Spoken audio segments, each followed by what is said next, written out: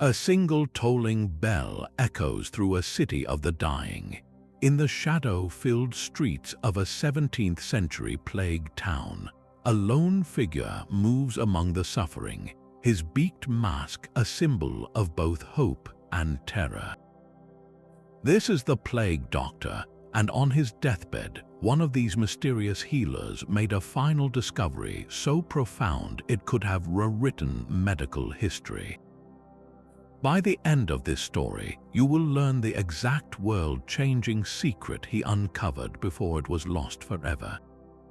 What was the revolutionary idea that died with him, and how close did we come to defeating one of humanity's greatest scourges centuries earlier? What does it feel like to hold a truth that could save millions, yet have no one left to tell?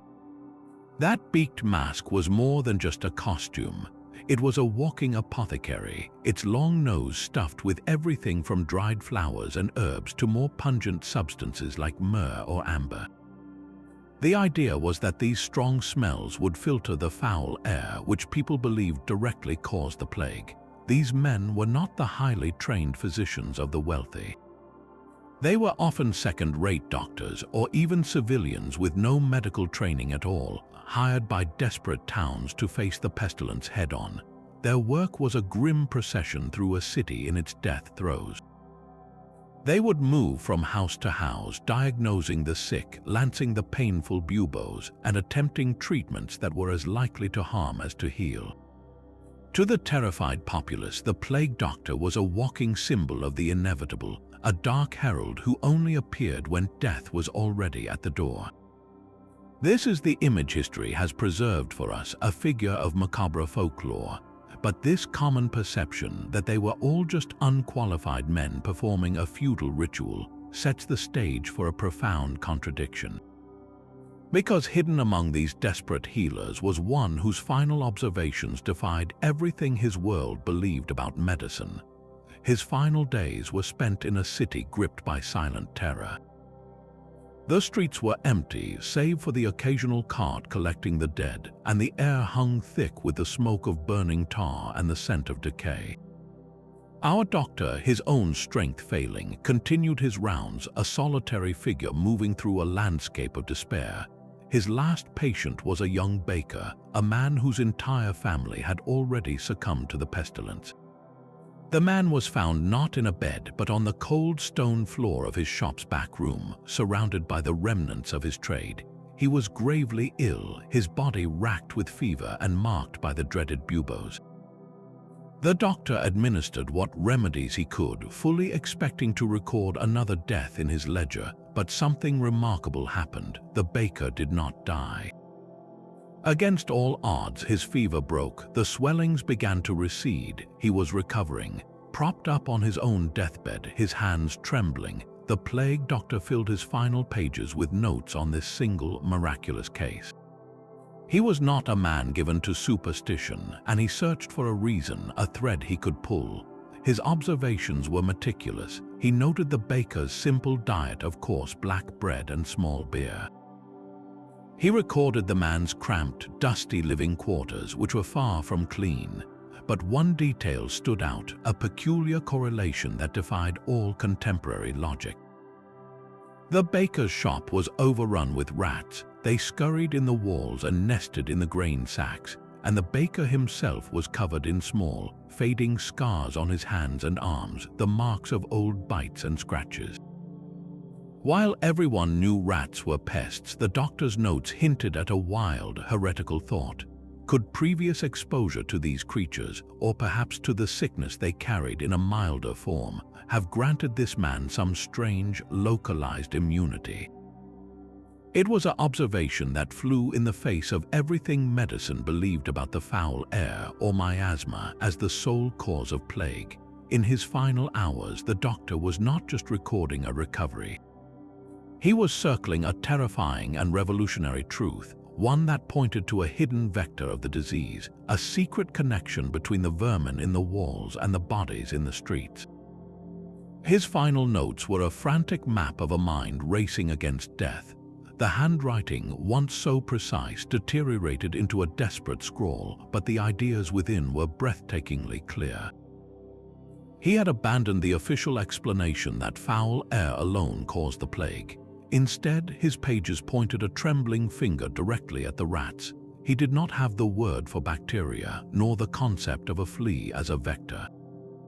His theory was built on pure, brilliant observation.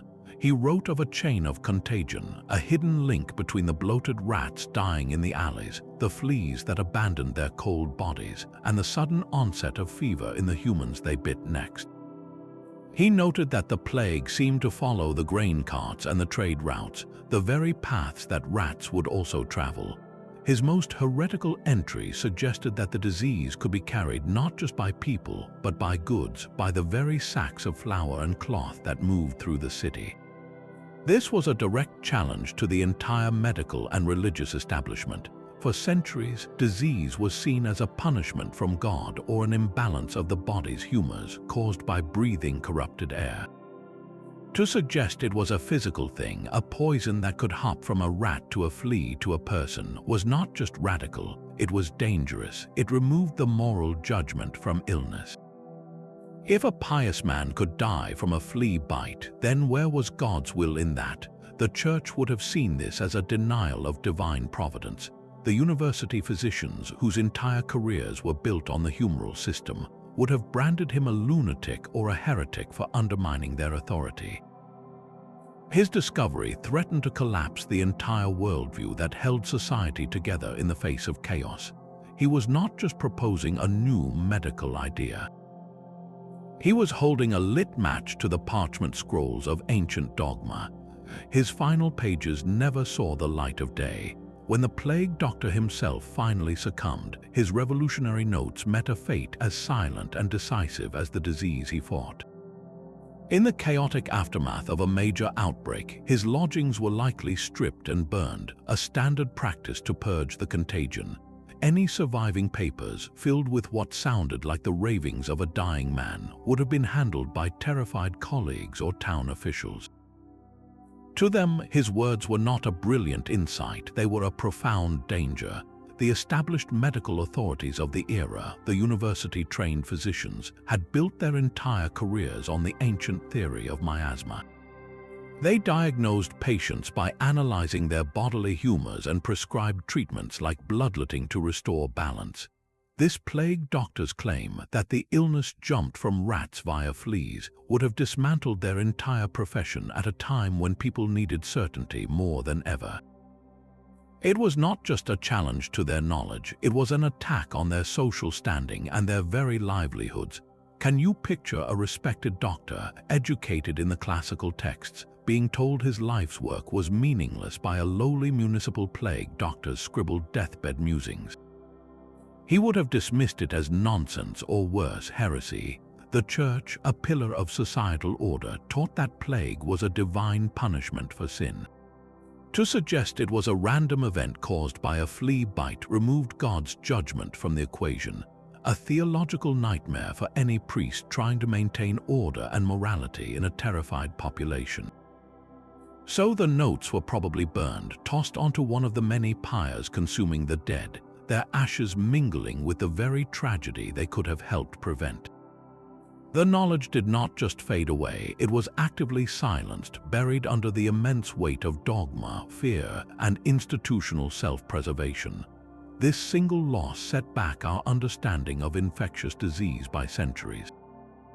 It makes you wonder how many other world-changing truths have been lost because they arrived too early, spoken by a voice the world was not ready to hear. So the final, devastating truth is not what the plague doctor discovered, but what happened to that discovery. His notes turned to ash, his theory was silenced by fear and dogma, and humanity's battle against the plague was forced to start over from scratch centuries later. Think of the incalculable human suffering that could have been avoided. The Great Plague of London in the 1660s, the outbreaks that ravaged Europe for generations, entire cities brought to their knees, all while the real key to transmission was known and then lost. If his findings had been embraced, public health would have been revolutionized overnight. Efforts could have shifted from burning tar and perfuming the air to controlling rat populations and understanding insect vectors. The very map of medicine would have been redrawn, accelerating our grasp of germ theory by 200 years. This single loss is a stark reminder of how fragile knowledge can be, and how the inertia of established belief can crush a brilliant idea before it ever has a chance to grow. It forces us to ask one last, haunting question. What other world-changing secrets have been lost to the silence of time, buried with their discoverers or dismissed as madness? What forgotten breakthroughs are waiting in dusty attics or coded manuscripts, holding answers to the very problems we face today? If you have a theory about a lost piece of history, share it in the comments below. And if you want to join us in uncovering more of these forgotten stories, be sure to subscribe for our next deep dive into the mysteries of the past.